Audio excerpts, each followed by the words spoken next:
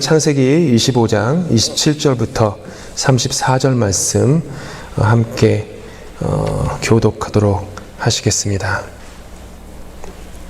제가 먼저 27절 말씀 있습니다. 그 아들들이 장성함에 에서는 익숙한 사냥꾼이었으므로 들사람이 되고 야곱은 조용한 사람이었으므로 장막에 거주하니 이삭은 에서가 사냥한 고기를 좋아하므로 그를 사랑하고 리브가는 야곱을 사랑하였더라. 야곱이 죽을 쑤었더니 에서가 들에서 돌아와서 시인이 피곤하여 야곱에게 이르되 내가 피곤하니 그 붉은 것을 내가 먹게 하라 한지라. 그러므로 에서의 별명은 에돔이더라. 야곱이 이르되 형의 장자의 명분을 오늘 내게 팔라. 에서가 이르되 내가 죽게 되었으니 이 장자의 명분이 내게 무엇이 유익하리요. 야곱이 이르되 오늘 내게 맹세하라. 에서가 맹세하고 장자의 명분을 야곱에게 판지라. 야곱이 떡과 팥죽을 에서에게 주매 에서가 먹으며 마시고 일어나 갔으니 에서가 장자의 명분을 가볍게 여김이었더라. 아멘.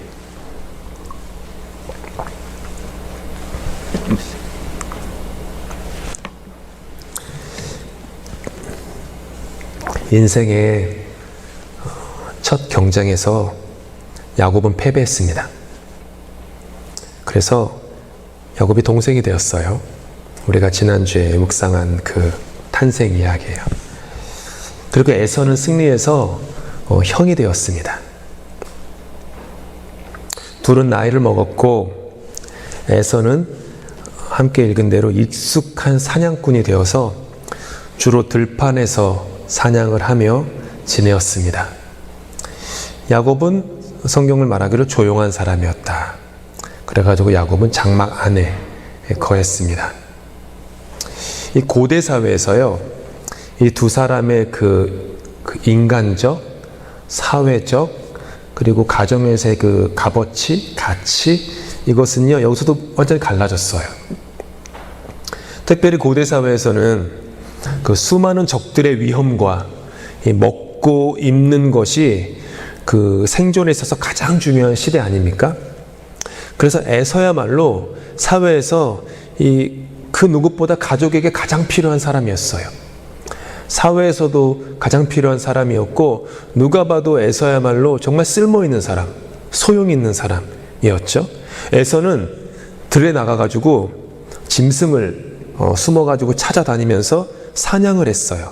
사냥을 해가지고 이제 짐승을 가져오는 거잖아요. 그래서 가족이 먹는 것을 에서가 다 해결했어요. 어떻게 보면 가족의 생계를 책임진 거죠. 사냥을 하고 난 다음에 그 고기는 먹지만 가죽은 또 매우 중요한 가치가 있지 않습니까? 그래서 그 가죽으로 입을 것, 그리고 장막. 그러니까 에서는 그 이삭 그 집안의 의식주를 다 해결하는 사람이었어요. 의와 식과 주. 정말 어떻게 보면 정말 훌륭한 아들이죠. 누가 보아도 훌륭한 아들이죠. 아주 가족의 든든한 버팀목이었어요. 그는 아버지 이삭에게나 주변 사람들에게나 꼭 필요하고 쓸모있는 사람이었어요. 그런데 야곱은 반면에 여성들이 집안일을 돌보는 장막 안에 늘 거했습니다. 야곱은 주거지를 이렇게 돌보았을 뿐, 물론 성경이 야곱이 가사일을 돌보았다 굳이 이런 그 말은 하지 않지만 익히 추측할 수 있어요. 그 어머니를 도와가지고 가사일을 좀 많이 도왔던 것 같아요. 그냥 주거지를 돌보았을 뿐 형 에석처럼 먹고 입고 마시는 그 의식주, 자는 것, 이런 것을 가족에게 제공해주는 든든한 버팀목은 아니었어요. 형 에서가 호탕하게 들에 나가서 사냥을 해서 동물을 어깨에 짊어지고 장막에 들어올 때 야곱은 그냥 조용히 장막에서 집안일을 돌보았을 뿐이죠. 아버지 이삭에게나 주변 사람들에게나 형과는 달리 야곱은 그다지 필요하지도 그렇다고 쓸모있는 존재도 아니었습니다. 어떻게 보면 그냥 있어도 그만 없어도 그만이죠. 그렇지만 물론 여기서 그 아버지의 사랑과 어머니의 사랑이 엇갈리죠. 이게 가정에 좀 불행이 좀 있어요.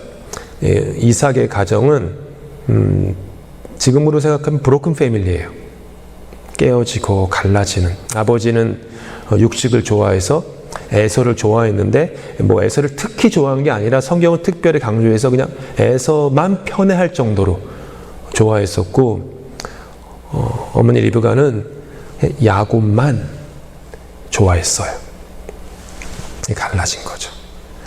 이게 그래서 가정이 행복하진 않았어요. 지금도 예나 지금이나 똑같죠.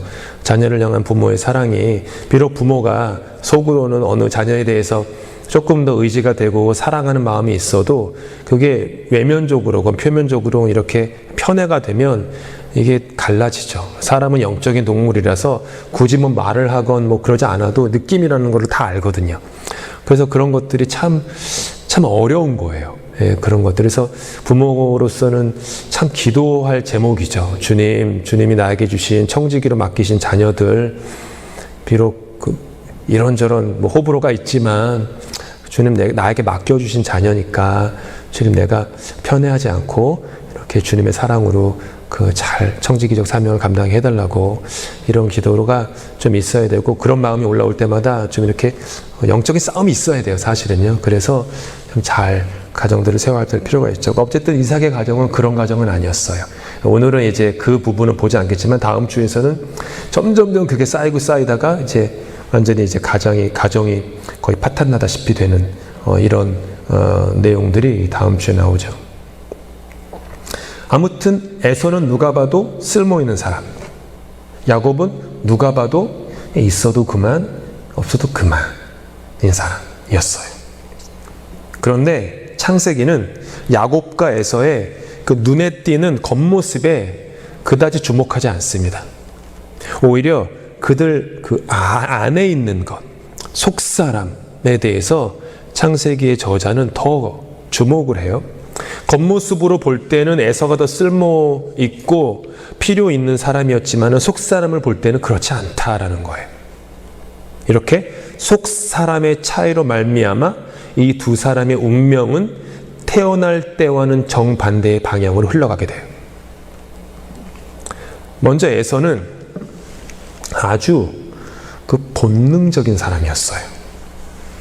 그는 참을성이 없었어요. 그래서 말과 행동을 좀 함부로 했죠. 매우 육감적인 사람이었어요. 그래서 자기의 육체를 만족시킨 것을 그냥 최우선으로 삼고 인생을 살아가던 사람이었어요. 그러니까 육체에 있어서 어떻게 보면 아주 탐욕스러울 성품을 가지고 있어가지고 눈에 보이는 것, 귀에 들리는 것, 입에 들어가는 것을 무엇보다 소중히 여겼던 사람이에요. 30절에서 오래된 사냥에서 돌아와요. 사냥하면은 이제 뭐 지금도 그렇지만 금방 이 사냥이 되는 건 아니지 않습니까?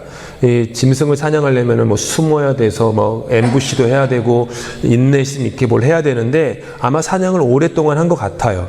그래서 오랫동안 사냥을 하고 나서 돌아와서 너무 배고픈 거예요. 에서가 너무 배고픈데 이 에서는 육체의 배고픔을 도무지 견딜 수가 없었던 거예요.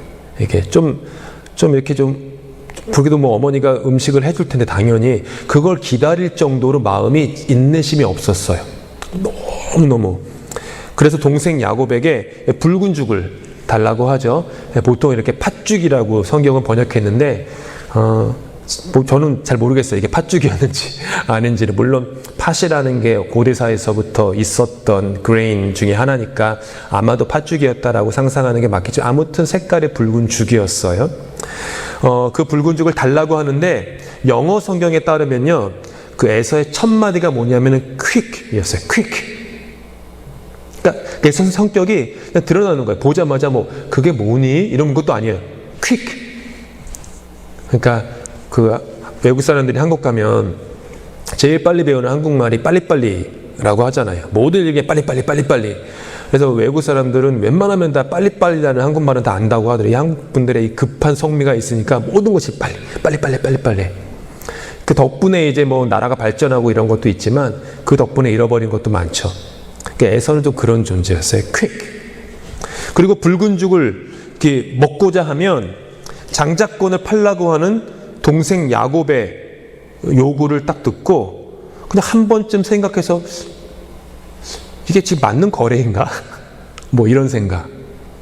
아니면은 이게 지금 뭐지 이게? 뭔가 좀 한번 생각을 해야 되는데 32절에 에서는 대답하기를 내가 죽게 되었는데 이 장자의 명분이 도무지 무슨 소용인가? 아니 그 건장한 그 에서, 에돔이라는 뜻은 불다라는 뜻이거든요. 이게 불다, 이 건강한 사람이었어요. 사냥해가지고 막 동물을 이렇게 짊어지고 와서 있는데 그 배고픔 때문에 내가 죽게 되었다고까지 얘기하잖아요. 그러니까 얼마나 인내심이 없는 거예요. 혹시 그러신지 모르지만 밖에서 한국이면 이제 뭐 9 to 5 일한 다음에 집에 들어오시면 그 가장 되시는 아버지께서 너무너무 배고파가지고 배고파 죽일 지경이야 그러면서 밥 줘 막 그런다면 만약 그분이 교회 다니신다면 내가 좀 야곱보다는 에서와 닮아 있구나라고 생각하셔야 돼요. 빨리 막 그런 거. 아니 죽게 될 정도라고 얘기하잖아요. 굶어서 죽을 정도로 배고픈 것도 아니었어요. 근데 에서는 도무지 배에서 꼬르륵거리는 배고픔을 참을 수가 없었던 거예요. 그리고 동생 야곱에게 붉은 죽을 건네받자마자 개걸스럽게 막 먹어요. 34절은 에서의 행동을 매우 간결하게 묘사해요. 여기 화면에 띄웠어요, 제가. 에서가 먹고 마시고 일어나 떠났다. 이게 여러분 성경을 읽으시면 그냥 쉽게 지나가는 말이지만 이게 굉장한 에서라는 사람을 그냥 다 설명하는 거예요. 먹고 마시고 일어나 떠났다. 중간에 뭐가 없어요. 뭐 좀 생각하고 고민하고 성찰하고 묵상하고 이게 맞는 건가 한 번 더 질문해보고 이런 게 없어요. 그냥 먹고 마시고 일어나 떠났다. 다른 말로 먹고 마시고 싸고 자고 먹고 마시고 싸고 자고 막 그냥 이런 거예요. 이 존재가, 에서라는 존재가 얼마나 본능적이고 육감적이고 막 즉흥적이고. 이 얘기는 어떠냐면은 붉은 죽을 먹는데 맛을 음미하지도 않았다는 얘기예요. 그냥 먹으면서 마시면서 이 붉은 죽 맛있고, 야 동생아 어쩌면 너는 이렇게 죽을 맛있게 끓였니? 도대체 재료를 뭘 넣니? 막 이러면서 이런 게 없냐. 그냥 맛도 못 느낄 정도로 그냥 개걸스럽게 먹어치운 거예요. 아주 금방 먹어치우고 자신의 배가 만족하자마자 떠나요. 사람이 좀 그런 거 있죠. 어디 가가지고 허겁지겁 먹고 만족하면은 아랑곳 닫고 그냥 떠나버리는 이런 거. 고맙다는 인사도 안 하잖아요. 지금 에서는. 오늘 본문에는 안 나왔지만 에서는요 아내를 얻을 때에도요 부모의 마음을 산산조각을 해요. 그래서 자신의 그냥 욕망에 따라 가지고 주변에 그 해쪽 속이 있었거든. 해쪽 속에 지나다니다가 저 여자가 마음에 드니까 그냥 확 해가지고 아내 삼아요. 또 지나가다가 또 해쪽 속에 다른 여자가 마음에 드는데 또 그 여자도 또 아내 삼아요. 그냥 가는 족속마다 그냥 자기 마음에 드는 뭐 좀 보기에 좀 좋은 여성이었나 보죠. 그냥 육감적이고 본능적이고 탐욕적이고 참을성이 없는 인생이 좋은 점도 많아요. 에서는 좋은 점도 많은데 이게 결정적인 결함이었어요. 이 사람의 인생을 망가뜨린. 그러니까 장점이 99개가 있어도 단점 하나가 좀 너무 결정적이면은 이게 좀 인생이 치명적일 수가 있는데 이 에서는 좀 그랬던 것 같아요. 동생 야곱은 형과는 사뭇 달랐어요. 야곱이 조용했다라고 성경이 굳이 얘기해요. 조용했다라는 말은 야곱이 진중한 사람이었다라는 거예요.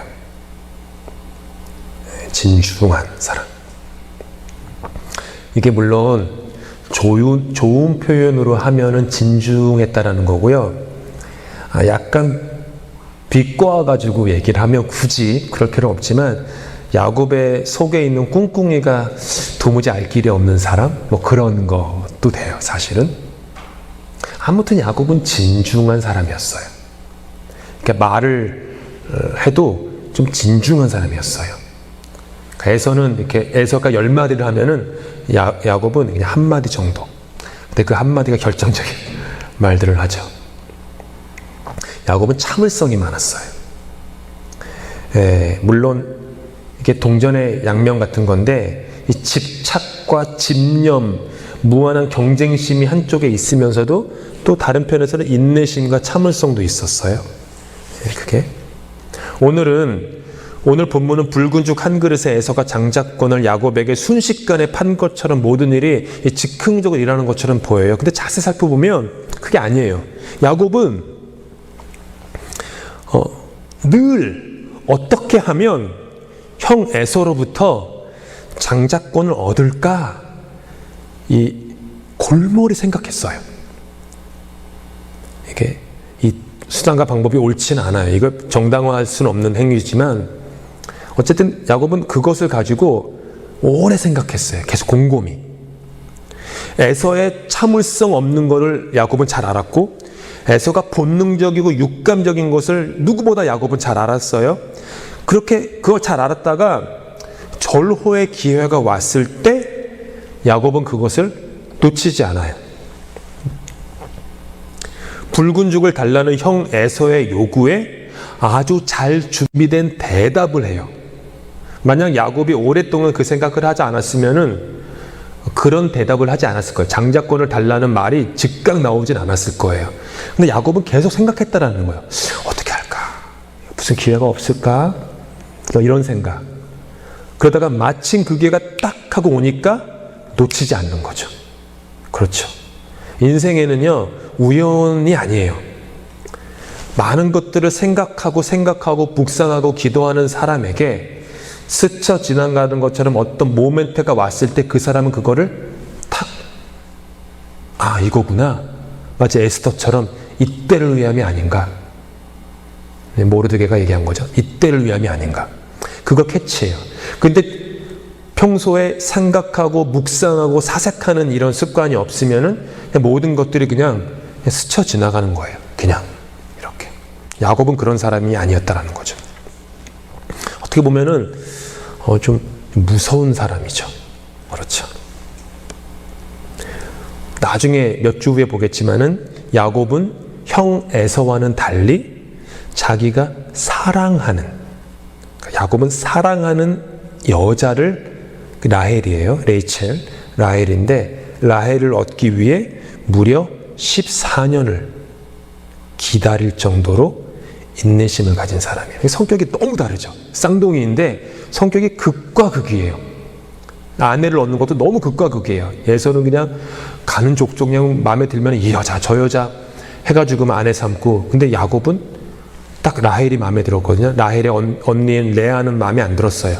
라헬이 마음에 드니까 그냥 14년, 무려 14년을 기다리고 인내하면서 자기가 하는 노동의 대가를 14년 동안 받지 않고 무보수로 일하면서 아내를 얻어요.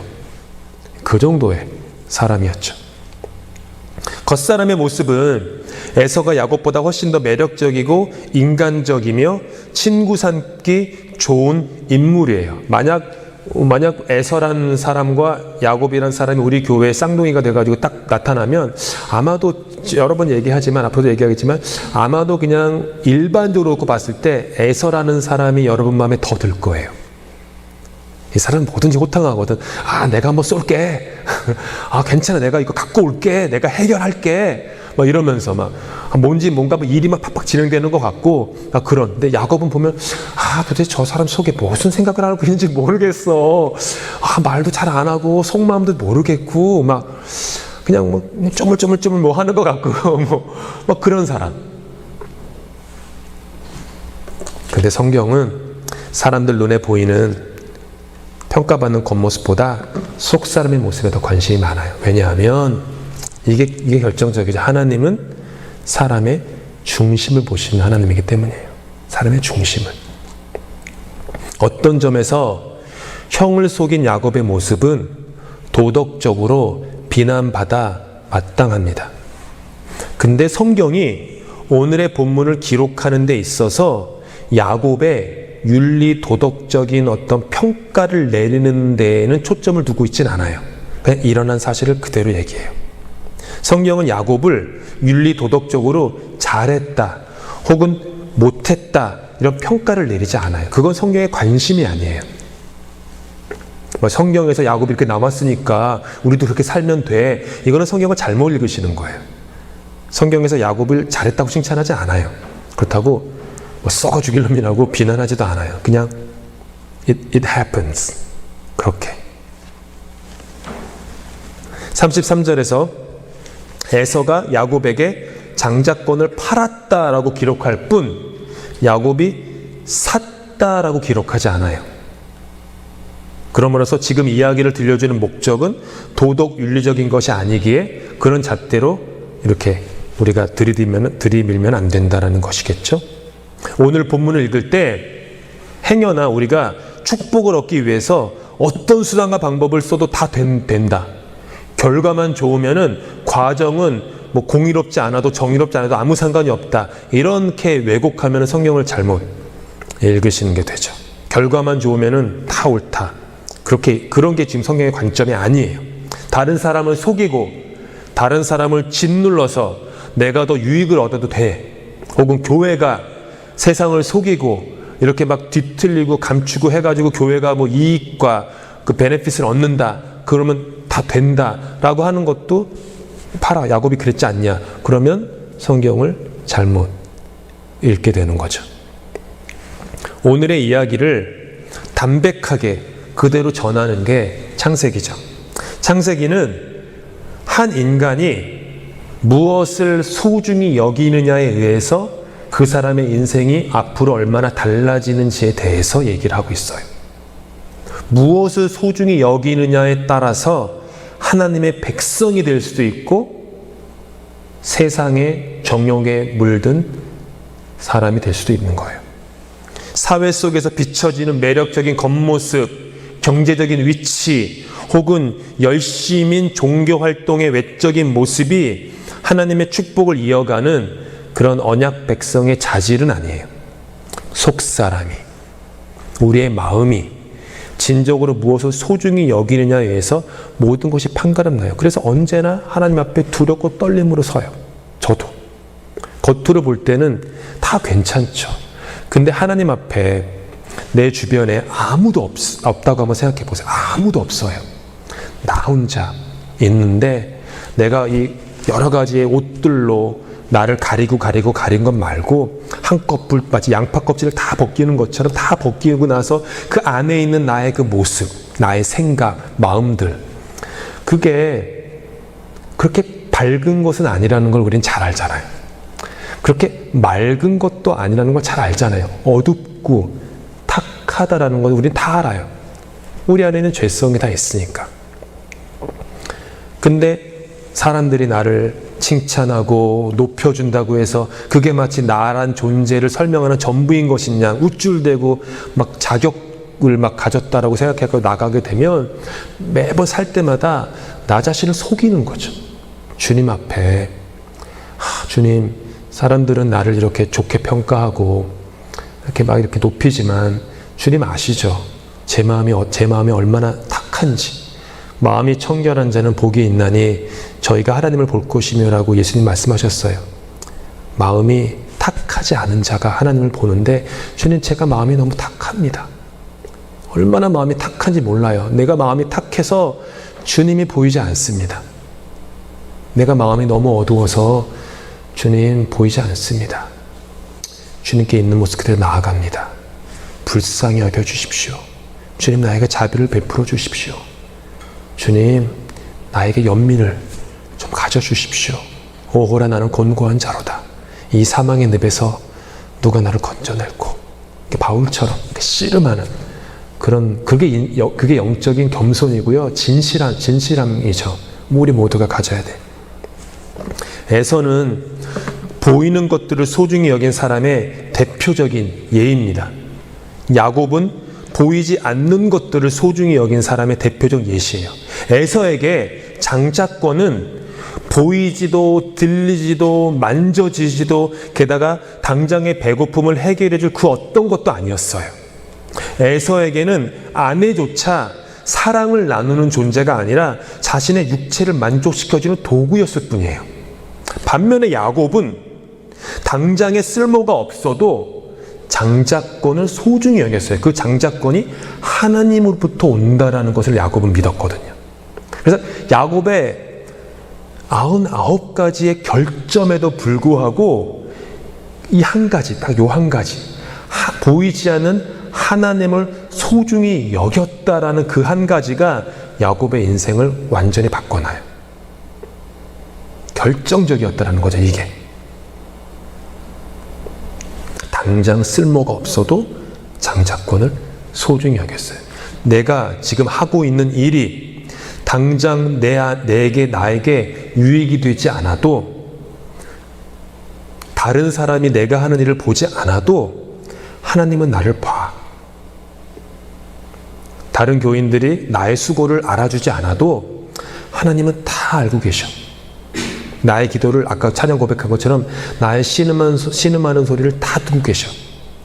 그렇게 하나씩 둘씩 켜켜이 믿음을 차곡차곡 쌓아 나간다는 그 마음으로 사는 것은 보이는 것보다 보이지 않는 하나님을 더 두려워하고 더 사랑한다는 반증이에요.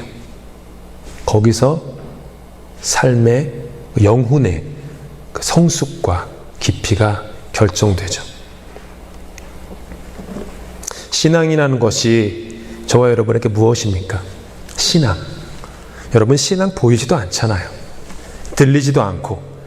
신앙심을 가졌다고 육체의 배고픔을 당장 만족시킬 수 있는 것도 아니죠. 신앙이 있다고 생존의 문제가 해결되는 건 아니잖아요. 솔직히 그렇잖아요. 신앙이 있다고 생존의 문제가 해결되는 것도 아니고, 신앙이 있다고 갑자기 자동차가 생기고 집이 생기고 뭐 이건 아니잖아요. 그런 게 있다고 얘기하는 분들이 가끔 있는데 저는 좀 이상해요, 그런 거. 텔레비전에 나와서 막 그렇게 얘기하시는 거 보면 그게 맞나? 야곱이 장자권을 샀지만 그 이후에 그의 삶이 당장 나아진 것은 아무것도 없었어요. 오히려 더 고난으로 들어갔어요. 신앙이라는 것이 갑자기 눈에 띄게 성장하고 우리 귀에 날마다 똑똑하게 성령님의 음성이 들리는 것도 아니죠. 에서에게는 예배를 참석하는 모든 행위들이 자신의 배고픔을 당장 해결해 주는 것이 아니기에 쓸모도 없고 소용도 없는 것이었을 거예요. 예배 오신다고 뭐가 되는 거 아니잖아요. 근데 야곱은 생각이 달랐어요. 에서는 당장 먹을 것을 달라며 보여지고 만져지고 육체를 만족시켜 줄 것을 야곱에게 요구했지만, 야곱은 당장 맹세하라며, 맹세라고 하는 보여지지 않는 것, 만져지지 않는 것, 육체의 배보다는 영혼의 배, 존재의 배를 채워주는 것을 에서에게 요구했어요. 당장의 배고픈 현실이 중요할 뿐 신앙이 무슨 소용이 있나 싶을 때가 솔직히 있습니다. 그리고 꽤 많습니다. 신앙의 여정을 정말로 신실하게 걷는다고 하여서 이민 생활이 당장 나아지는 것도 아니에요. 내가 주님 앞에 가슴을 쓸어내리며 눈물로 기도하고 금식한다고 하여서 내 자녀의 문제가 하루아침에 해결되는 것도 아니에요. 그렇잖아요. 정말 그래요. 제 아버지도 갑자기 가끔 곁길로 살 때가 있는데 정말 고집이 많으신 분이었거든요. 제가 교회 다니는 건 너무너무 싫어하셨고 싫어할 정도가 아니라 핍박하셨어요. 상당히 많이. 그 자세한 내용은 너무 또 아버지에 대한 험이 될까봐 얘기는 못 드리겠지만 많이 핍박하셨어요. 어머니도 많이 핍박하셨고 정말로 저는 그 어린 나이에 기도해 정말 기억나요. 제 어머니가 우리 아버지 교회 가는 그 그 마음의 소원 하나 가지고 얼마나 눈물의 기도를 하셨는지 제가 너무 잘 알아요. 그냥 가끔 생각나서 기도한 게 아니라 그냥 24시간 기도하실 정도로 기도하셨어요. 얼마나 금식도 얼마나 많이 하셨는지 그냥 가끔 금식하신 게 아니라 정말로 금식을 많이 하셨어요. 저녁마다 교회 가셨어요. 저녁마다 교회 가셔서 몇 시간씩 기도하시고 밤을 새신 적은 뭐 수두룩 하시고 그거를 10년 하셨어요. 10년.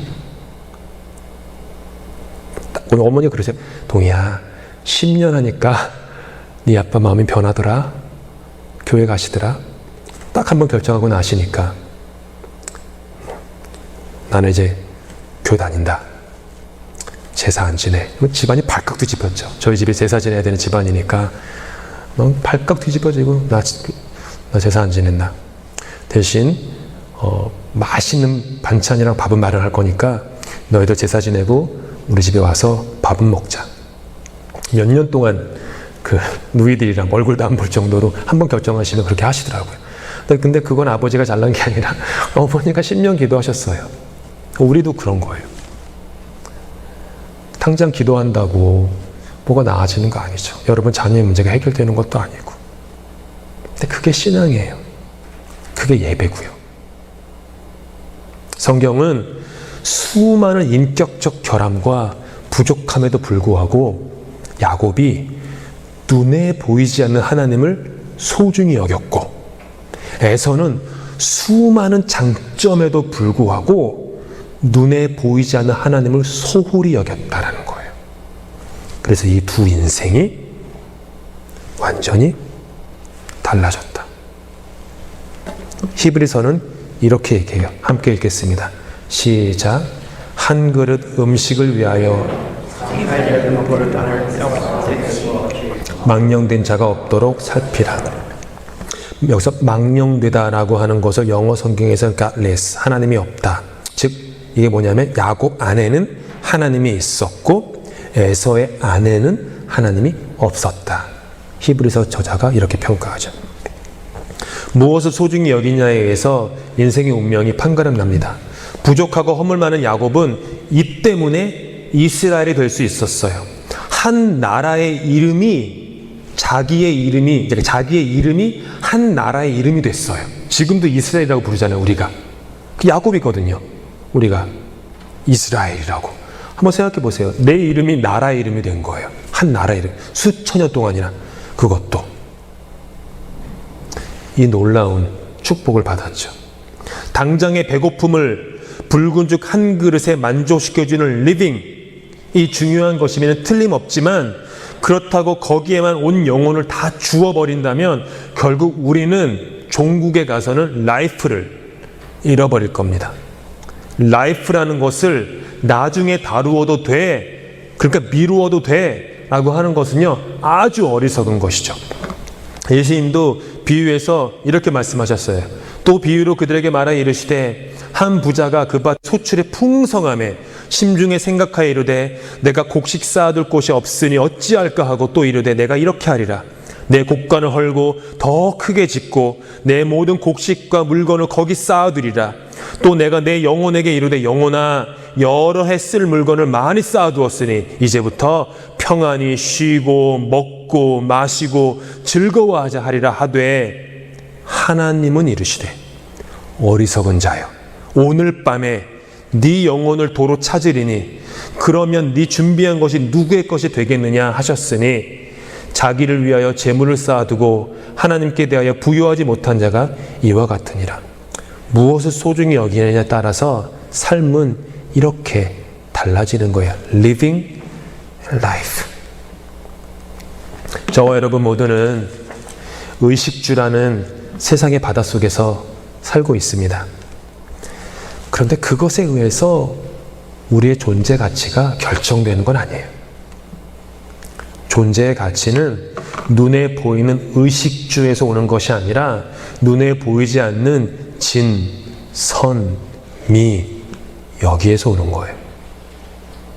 세상 사람들이 교회라는 곳을 보면서 저곳은 참 의식주가 충만해라는 곳으로 본다면 교회는 뭔가 잘못된 게 아닌가. 저 교회를 보면 진, 선, 미 참 그게 충만해. 뭔가 모르게 그 교회 사람들은 진선미가 있어. 볼 때 그렇게 가진 게 없는데, 그러니까 리빙에 대해서는 그렇게 가진 게 없는데 어쩌면 그렇게 얼굴을 보거나 말하는 걸 보면은 그 진선미가 있는지 몰라. 이런 거, 이런 소문, 이런 평판. 이게 저희 교회만 얘기하는 게 교회라는, 기독교라는 곳이 이런 진선미로 가득한 기독교가 된다면 이 세상에 소망 안 되겠습니까? 세상에서 교회를 바라볼 때마다, 기독교를 바라볼 때마다 참 교회에는 진선미가 있구나. 근데 만약 세상 사람들이 교회를 보면서 저 교회들은, 기독교는 우리보다도 더 그냥 지독하게 의식주만 따져 라고 한다면 우리가 어떻게 세상의 빛과 소금이 될 수 있겠습니까? 예수님의 겉모습은 초라한 마국간에서 태어나 구유에 누이셨다가 가난한 갈릴리 나사렛 출신으로 자라서 사회적으로 멸시받는 목수를 지내다가 꽃다운 나이 33세에 제국과 민족의 반역자로 낙인 찍혀 하나님으로부터 저주받았다고 여겨지는 십자가에서 형장의 이슬로 사라진 인생이에요. 의식주의 면으로 보면 예수님은 우리가 흠모할 만한 인생을 살지도, 우리가 흠모할 만한 죽음을 맞이하신 분도 결코 아니에요. 그런데 진선미의 눈으로 그분을 바라보게 되면 그분은 우리에게 구원이 돼요. 죽음을 이기시고 부활하신 예수님은 우리의 주님이 되시는 거죠. 말씀을 마치겠습니다. 무엇을 소중히 여기시며 인생 여정을 지금 걸어가고 계십니까? 이 교회는 무엇을 소중히 여기며 이 교회의 여정을 걸어가고 있을까요? 목숨의 한계와 현실 속에 살면서도 생명의 고귀함을 추구하고 있습니까? 이 교회를 섬길 때에도 저를 포함해서 당장 눈앞에 보이는 이익만 추구해서는 안 되겠죠. 에서처럼 당장의 배고픔을 해결하기 위해서 하나님을 팔아서 안 되죠. 에서는요, 장자권을 팔았는데 그게 다른 말로 하면 하나님을 팔았다라는 거예요. 하나님을 팔아서 자기의 배를 배불리 여겼다. 우리가 에서 나쁜, 비난할 수 없죠. 우리도 그럴 수 있어요. 하나님 이름 팔아서 우리 배불리는 그런 일들은 얼마든지 벌어질 수 있죠. 찰나의 순간에만 목을 매면서 일희일비하며 살고 있지는 않습니까? 야곱처럼 부족한 게 많아도, 결점이 많아도 적어도 하나, 눈에 보이지 않는 영원한 가치를 추구하는 사람, 그게 신앙인이에요. 세상과 어떻게 구별할 수 있겠어요? 눈에 보이지 않는 영원한 가치를 추구하는 존재, 기독교인, 그리스도인. 사람은 떡으로만 사는 것이 아니라 하나님의 입에서 나오는 말씀으로 사는 것입니다. 그렇게 살 때 우리의 삶이 야곱과 같은 수많은 결점과 연약함과 부족함과 죄성에도 불구하고, 그럼에도 불구하고 하나님이 이스라엘로 그 존재를 변화시키는 그런 우리들, 그런 우리 가정, 우리 교회 다 될 수 있기를 예수님의 이름으로 축복합니다. 다 함께 기도하시겠습니다. 주님, 야곱처럼 버러지 같은 우리들의 인생입니다. 그럼에도 불구하고 야곱처럼 우리도 눈에 보이지 않는 하나님, 영원한 가치, 진선미를 추구할 수 있는 믿음을 허락하여 주시옵소서. 이 눈에 아무 증거 아니 배워도, 이 귀에 아무 소리 아니 들려도 주님만을 바라고 믿음으로 여정을 걸어갈 수 있는 신앙의 용기 또한 허락하여 주시옵소서. 에서처럼 자기 앞에 있는 육신의 만족을 추구하기 위해 하나님을 팔아버리는 어리석은 자 되지 않게 하시고 우리 마음 중심에 하나님 모셔 나 때문이 아니라 하나님 때문에 나임에도 불구하고 하나님께 귀하게 쓰임받는 그런 우리 존재, 우리 교회 될 수 있도록 주님 말씀으로 성령으로 우리 교회를 날마다 밝게 날마다 맑게 주님 인도하여 주시옵소서. 다 함께 우리 주님께서 가르쳐주실 기도로 예배 마치겠습니다. 하늘에 계신 우리 아버지, 아버지의 이름을 거룩하게 하시며 아버지의 나라가 오게 하시며 아버지의 뜻이 하늘에서와 같이 땅에서도 이루어지게 하소서. 오늘 우리에게 일용할 양식을 주시고 우리가 우리에게 잘못한 사람을 용서하여 준 것 같이 우리 죄를 용서하여 주시고 우리를 시험에 빠지지 않게 하시고 악에서 구하소서. 나라와 권능과 영광이 영원히 아버지의 것입니다. 아멘.